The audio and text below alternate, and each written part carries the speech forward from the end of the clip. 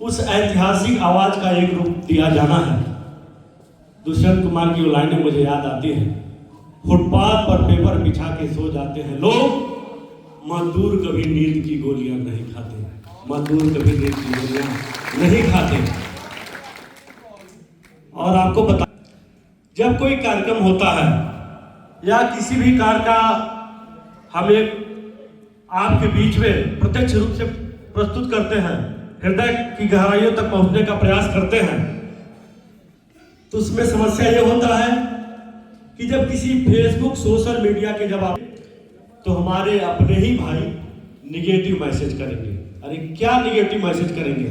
आपको ये जानना चाहिए कि जब कोई संघर्ष होता है, किसी पेपर को हम पहुंचाते हैं, आपको पता होगा जिनकी पांव की बेवाई है, हमारे राष्ट्रीय महामंत्री आदरणीय श्री अरुण कुमार पासवान जी से पूछिएगा। जब उन्होंने माल गोदाम का शुभारंभ किया तो पक्की सड़कें नहीं थी, पगडंडियों से साइकिल यात्रा, सवारी यात्रा करके टिफिन में खाना लेकर के कैसे कैसे लोगों को इकट्ठा किए। हमारे और आप जैसे 20 लोगों को इकट्ठा करने में तमाम सल्तनतें याद आ जाती हैं, लेकिन इतने देश में एक परिवार खड़ा करना ये बहुत बड़ी बात है। चाहे उत्तर प्रदेश का मैं भाई हूँ, चाहे बिहार का कोई भाई हो, असम का हो, छत्तीसगढ़ का हो, किसी राज्य का भाई हो, हमारे गोरखपुर जोन के हमारे आदरणीय अनिल गुप्ता जी हैं, जिनके नेतृत्व में हम लोग यहाँ पहुंचे हैं।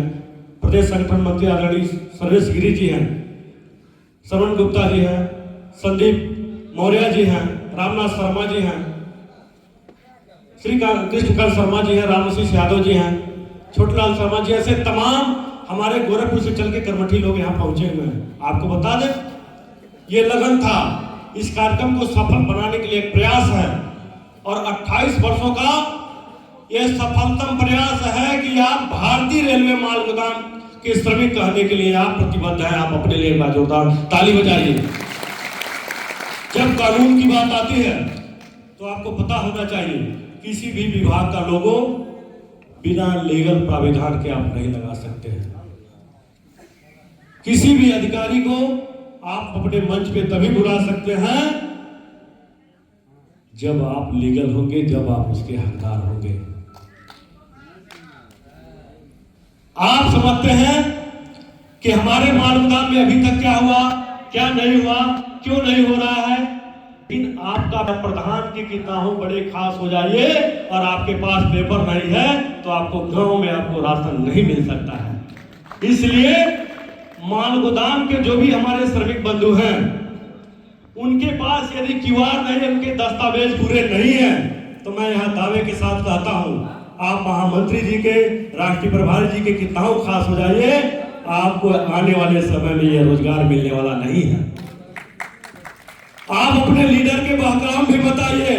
यदि आपका कोई लीडर बोल रहा है कि नहीं, आपका चंदा मेरे पास है, मैं आपके सारे काम को संपन्न करा दिया हूं, अपना पेपर प्राप्त करिए, क्योंकि आने वाले अगले 1-2 माह से जैसे आपका सारा चीज न्यू दिल्ली से डिस्प्ले होगा और उसमें आप छापते हैं तो आप संगठन का दोष नहीं दे पाएंगे।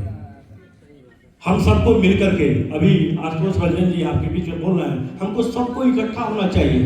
ये फिरका परस्ती, ये दौलत हमारी, इसी के बदौलत ये रियासत हमारी।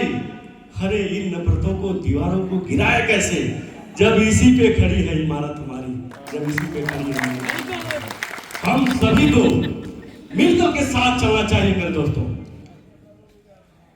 और ऐसे युवा नेतृत्व जो हमारे राष्ट्रीय प्रभारी आदर और सम्मान के प्रतीक मनोरंजन सर, 24 घंटे आपके लिए दिल्ली, रांची, झारखंड, आप बोलते हैं यहाँ मीटिंग हो रहा है, वहां मीटिंग हो रहा है, लेकिन क्यों आपके लिए कोई 24 घंटा रिस्क लेगा, क्यों आपके लिए कोई चलेगा? लेकिन आदरणीय महामंत्री जी का एक उत्तराधिकारी के रूप में जिन्होंने नेतृत्व संभाला, और ऐसे युवा नेतृत्व को मैं सलाम करता हूं सहरसा की इस धरती से, जिन्होंने लगभग 6,85,000 मजदूरों के भविष्य के संवारने का काम किया है, जो चंद महीनों के सामने आपके प्रस्तुत होने जा रहा है।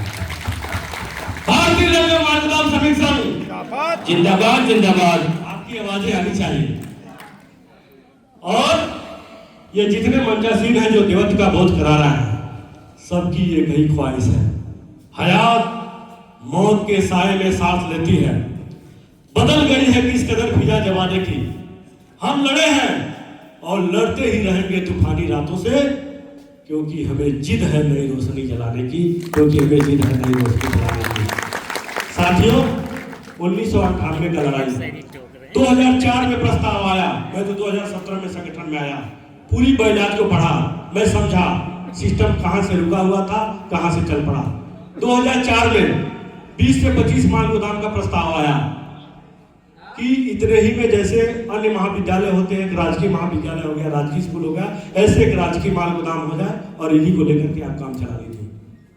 लेकिन राष्ट्रीय महामंत्री जी, उनको धन्यवाद देना है कि हर माल गोदाम में जो चार श्रमिक थे वो कहे, जिन्हें उनकी भाषा में बोलते कि हमारे माल गोदाम में हमारा सभी बेटा है। अब उन्होंने कहा कुछ और हम समय लेकर के हम सभी बेटों के लिए लड़ाई लड़ेंगे। आपको जानते हैं 2009 से डिजिटल हमारा बना और 2014 से उसका प्रोसेस शुरू हुआ। 2012-14 के बाद, जब 11 के बाद इंटरनेट चालू होता है, तब हम लोगों को डिजिटल बारकोड आता है। 17-18 के बाद हम लोगों की जितनी श्रमिकों की डाटा है, एक ऑनलाइन डाटा तैयार किया था, जो बारकोड स्कैन करके आप देखते हैं कि मैं फला माल गोदाम का समय 37/1998 ही काम करेगा।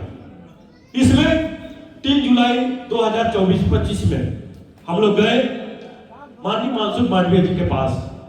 उसमें संयोग से मैं भी वहां मौजूद था। मैं लखनऊ मंडल का वर्तमान में प्रेसिडेंट हूँ, अध्यक्ष हूँ, पूर्वोत्तर रेलवे NER गोरखपुर।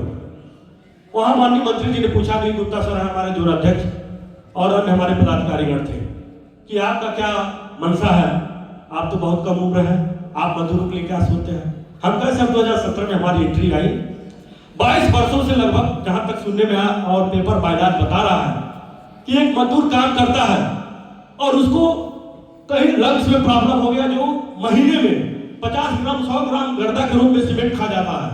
पता होगा, जो काम कर रहा है वो गर्दा के रूप में सीमेंट खा जाते हैं, उनका कोई इलाज ही नहीं। पांव टूट जा रहा तो हमारे और आप जैसे लोग 10,000 20,000 चंदा लगा के संगठन के लोग दे रहे हैं, उनका कोई इलाज नहीं। उनके शौचालय में गंदगी भरी हुई है और डब्बा लेकर के रेलवे लाइन के पास जा रहे हैं, उनके सैन कर। ये हकीकत बयां हुआ और 2025 में नेशनल इंचार्ज भाई मनोरंजन कुमार के द्वारा श्रम मंत्रालय चिट्ठी जारी करते, जो चिट्ठी हम लोग के पास है, कि फिजिकल वेरिफिकेशन करा करके माल गोदाम का रिपोर्ट लिया जाए, जो हम सभी उसमें सफल हुए हैं। अपने लिए जोरदार तालियां बजाएंगे। अब आपको बताते चले, जब ये बात हमने रखा कि 22 साल का मजदूर और अपने क्षेत्र एरिया में पहचान नहीं है कि मैं कौन हूं, तो प्लीज सर 22 वर्षों से राहत देने के लिए एक पेन किलर दे दीजिए, जिससे जिंदगी भर का राहत हो जाए, और एक ऐसा पहचान दे दीजिए जिससे हम लोगों को लगे कि हम फला जगह काम कर रहे हैं। उन्होंने तालियां बजाया और जो पाली ने आवाज उठाया कि जो 10 रुपए 12 बोरी है उसमें 5 रुपए और एक जोड़ दिया जाए, उस हिसाब से 12 रुपया मजदूर के अब खाते में आएगा। तो अब जोड़िए 300 बोरी का लोडिंग अनलोडिंग एक मजदूर 12 रुपए के हिसाब से करता है तो 3600 का काम होता है, और महीने का करता तो 1,08,000 का काम होता है। लेकिन ठेकेदार क्या करता था, 2 रुपया 1.5 रुपया 2.5 रुपया दे करके 600 पर का आपका शोषण करता था और आपकी कोई आवाज उठाने वाला नहीं था। अब 1200 रुपए के हिसाब से 3600 का काम करता है, 1,08,000 पाता है। डी श्रेणी के अनुसार हम 40-50 हजार से अधिक ही पाएंगे, तो हमारा क्या नुकसान है, क्या नुकसान है। हम सभी प्लस में रहेंगे, समान काम समान वेतन, आपका जो हक का शुरुआत होता है। जैसे पठारी बोर्ड का मुंबई में गठन हुआ, ऐसे आपके लिए कॉर्पोरेशन का गठन जो पूर्ण रूप से तय हो चुका, है। अब हम जिन कागजों में जो हमारे आदेश मिले हुए हैं वो धरातल पे आपको अब हमको मिलने जा रहा है। कैसे मिलेगा, जब हमारे और आपके डाटा संकलन सारी चीजें जब वहां प्रत्यक्ष रूप से पहुंचाई जाएगी, तो ऐसे में मैं धन्यवाद देना चाहता हूं बिहार के हमारे जो आज के कार्यक्रम का आयोजक हैं डॉक्टर रमन सर, उनके लिए एक बार जोरदार तालियां बजाइए, जिन्होंने सींचने का काम किया है सहरसा के माल गोदाम का। और मैं उनके लिए वो लाइनें बोलूंगा, फिर मंच पे यदि समय मिलेगा तो मैं पुनः आऊंगा।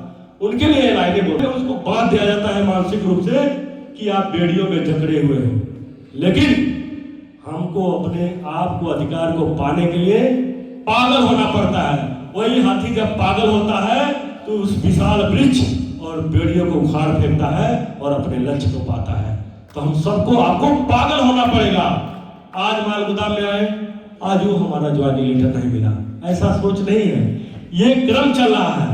आपको हमने वैवाहिक कार्यक्रम के लिए टेंट पंडाल दे दिया, अब उसको घेरा बनाने में जितना टाइम लगे अब इस चीज की आवश्यकता है। तो साथियों, और इसी के साथ जो हमारे झारखंड के संगठन मंत्री हैं, आपको मैं बताना चाहूंगा आदरणीय संदीप सर के लिए, जिन्होंने पूरे देश में संगठन शिल्पी का काम किया है, बिखरते हुए लोगों का काम किया है, जोड़ने का काम किया है। और आपको बताते चला, एक सॉलिड तरीके से पूरे सवाल के जवाब को परोसने वाले हमारे आदरणीय संदीप सर अभी आपके बीच में कुछ ही क्षणों के साथ उनका आगमन होगा। आगमन होने के साथ साथ हमारे राष्ट्रीय प्रभारी सर का आगमन होगा। मैं संदीप सर के लिए ऑनलाइन कहना चाहूंगा, बढ़ जाते हैं जब पत्थर चलाने वाले, फिर भी आईना बनाते हैं बनाने वाले। बढ़ जाते हैं जब पत्थर चलाने वाले, फिर भी आईना बनाते हैं बनाने वाले। टूट जाता है बिखर जाता है जर्रा जर्रा, आईना फिर भी बनाते हैं आईना बनाने वाले। आईना फिर भी। जोरदार तालियां होनी चाहिए इस बात पे, जोरदार तालियां होनी चाहिए। और बहुत सारे हमारे वक्ता के क्रम में है, क्योंकि हम लोग तो जितना ही समय मिलेगा बोलते जाएंगे। तो आज से ये सहरसा की धरती पर ऐतिहासिक शुभारंभ होने जा रहा है, जो 13 सूत्री मांग पूरा होने के बाद आज से यहाँ शुभारंभ होगा। एक बार अपने लिए हाथ ऊपर करके जोरदार तालियां बजाइए। तब तक के लिए मैं वाणी को विराम देता हूँ। मैं शिरोमणि देवे, गोरखपुर एनईआर जोन लखनऊ मंडल अध्यक्ष, उत्तर प्रदेश। बहुत बहुत धन्यवाद। बहुत बहुत धन्यवाद साहब। ऐसे वक्ताओं में आते हैं